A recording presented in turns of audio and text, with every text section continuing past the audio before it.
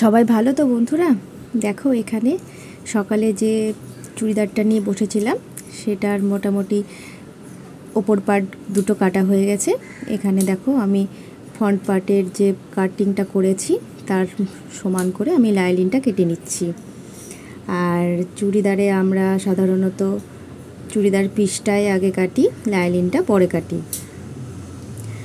চুড়িদারের ক্ষেত্রে এটা করি, আর ব্লাউজের ক্ষেত্রে কিন্তু আমরা লাইলিনটা সবসময়ের জন্য আগে কাটি।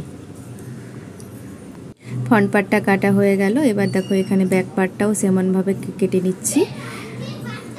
যেখানে যেমন কাটিং করা আছে সেই রকম কাটিং দিয়ে করে নিচ্ছি। আর লাইলিনটা এখানে একটু বড় করে কাটছি, সেলাই করার পর লাইলিনটা সমান করে ছেটে নেব। তো এই হচ্ছে আমার লাইলিন কাটা। তো দেখা হচ্ছে আবার পরের একটি ভিডিওতে।